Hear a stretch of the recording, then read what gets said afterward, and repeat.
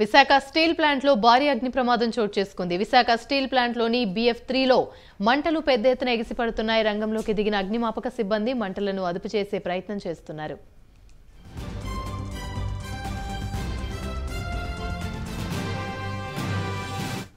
Right, ఇక ఇదే అంశానికి సంబంధించి మరిన్ని వివరాలు మా ప్రతినిధి శ్రీధర్ అందిస్తారు. శ్రీధర్, చెప్పండి, విశాఖ స్టీల్ ప్లాంట్లో ఆ BF3లో భారీ అగ్ని ప్రమాదం అయితే సంభవించింది. దీనికి గల కారణాలు ఏంటి?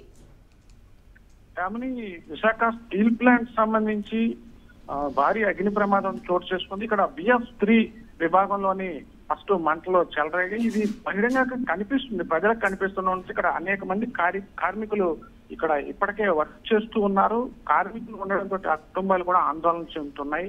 ప్రధానంగా విశాఖ స్టీల్ ప్లాంట్ లో ఎప్పటికప్పుడు అడపదడప ఏటా కొన్ని ప్రమాదాలు అయితే జరుగుతుండడం మనం చూస్తూ ఉన్నాము.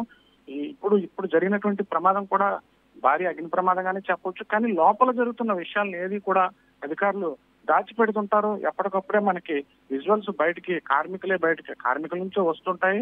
వాస్తవంగా ఈ ప్రమాద ఘటనకు సంబంధించి భారీగా నష్టం జరుగుతుంటది.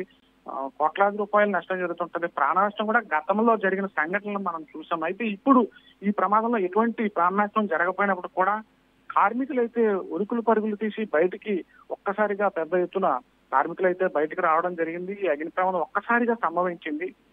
ఈ పండుగ సమయంలో, రేపు ఎల్లుండే పండుగ సమయంలో ఇలాంటి అగ్ని ప్రమాదం చోటు చేసుకోవడం కార్మికుల కుటుంబాలు ఆందోళన చెందుతున్నారు. అసలు లోపల ఇంకా ఏం జరిగింది, ఎంతవరకు ప్రమాద స్థాయి ఉందన్నది ఇంకా పూర్తిగా మనకి అయితే సమాచారం లేకపోయినప్పటికీ కూడా ప్రాణ నష్టం అయితే లేదని చెప్పి ప్రధానంగా మనకి తెలుస్తుంది. కార్మికుల లోపలగా ఉన్నటువంటి సమాచారం బట్టి మనకి తెలుస్తున్నటువంటి విషయం, స్టీల్ ప్లాంట్ లో మనకి ప్రైవేటీకరణ గురించి ఇప్పుడిప్పుడే ఛానల్ నుంచి ఆందోళనలు కూడా కొనసాగుతున్నాయి. ఏటా అగ్ని ప్రమాదాలు జరగడం, ఆస్తి నష్టం సంభవించడం, కార్మికులు ప్రాణాలు కోల్పోవడం కూడా మనం చాలా వరకు చూస్తున్నాము. ఈ రోజు జరిగినటువంటి అగ్ని ప్రమాదం ఘటన చూసుకున్నట్లయితే పండగ ముందు ఇలాంటి అగ్ని ప్రమాదం పెద్ద నష్టం అన్నది సమస్యాత్మకంగా చూడొచ్చు.